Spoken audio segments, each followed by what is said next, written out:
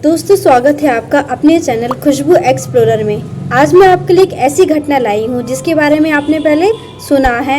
दोस्तों, अंतरिक्ष हमेशा से ही इंसानों के लिए एक जिज्ञासा का केंद्र बना हुआ है और ये इतना रहस्यमय और इतना खतरनाक है कि कभी कभी तो ये जानलेवा भी बन जाता है।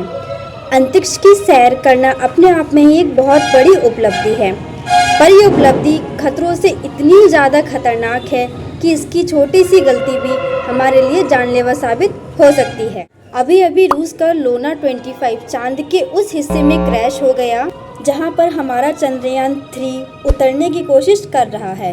लगभग उसके उतरने की तैयारी पूरी हो चुकी है, लेकिन इससे पहले हमारा चंद्रयान 2 भी उसी हिस्से में इसी चरण में ध्वस्त हो गया था, जिस चरण में अभी चंद्रयान 3 चल रहा है।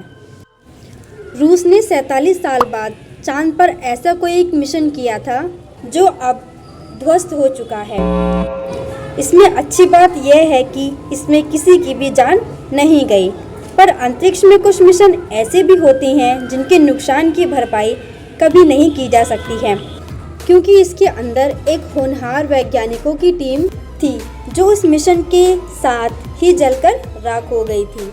वो लोग कुछ सेकंड में धरती पर उतरने वाले थे, जो अब कभी वापस नहीं लौटेंगे। ऐसा ही एक मिशन था जिसमें भारतीय मूल के अंतरिक्ष यात्री कल्पना चावला भी अंतरिक्ष से वापस भारत लौट रही थी और एक हादसा हो गया जिसको आज तक कई रहस्य बने हुए हैं। क्या नासा को मिशन के अंजाम का पहले से पता था? अगर पता था तो नासा ने अंतरिक्ष यात्रियों को पहले से क्यों नहीं बताया? और क्यों नासा आज भी इस घटना से पर्दा उठाने से बचता रहता है? कल्पना चावला की मौत कैसे हुई? नासा ने छुपाया कल्पना चावला की मौत का रहस्य।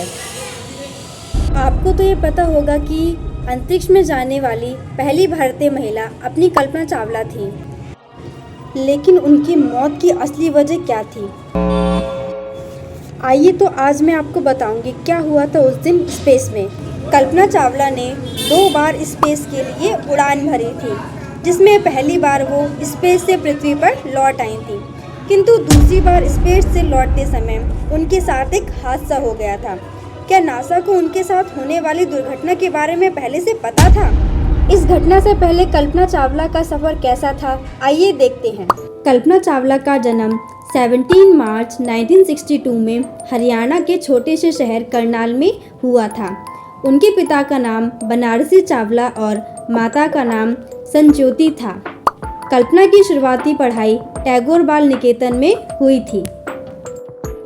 उन्होंने पंजाब इंजीनियर कॉलेज से एरोनॉटिकल इंजीनियर में बैचलर की डिग्री हासिल की थी।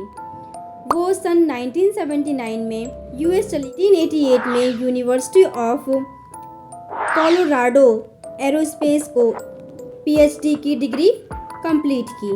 सन 1988 में कल्पना चावला ने नासा के लिए काम करना शुरू कर दिया था, जिसके बाद अप्रैल 1991 में कल्पना चावला को अमेरिका की नागरिकता भी प्राप्त हो गई थी।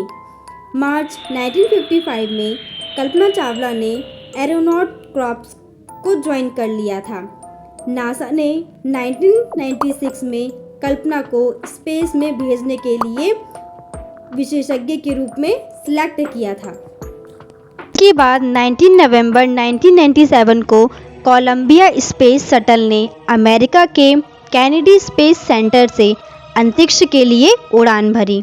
यह उनकी पहली उड़ान थी जिसके लिए वो बहुत ज़्यादा उत्साहित थीं, जिसमें कल्पना के साथ उनके अलावा 6 क्रू मेंबर शामिल थे। इस मिशन को STS-87 का नाम दिया गया था। इस दौरान उन्होंने स्पेस में 15 दिन 5 घंटे का समय बिताने के बाद 5 दिसंबर को कल्पना चावला सकुशल वापस लौट आई थीं और वह अंतरिक्ष में जाने वाली पहली भारतीय महिला बन गई थीं। फिर कल्पना चावला को सन 2000 में दूसरे स्पेस मिशन पर भेजने का प्लान किया गया। इस मिशन की लॉन्चिंग डेट 11 जैन 2001 तय की गई थी, लेकिन स्पेस शटल के इंजन फ्लू लाइंस में क्रैक्स आने की वजह से यह 1 या 2 बार नहीं बल्कि 18 बार आगे बढ़ाया गया। स्पेस शटल की खराबी को दूर करने में 2 साल का समय लग गया।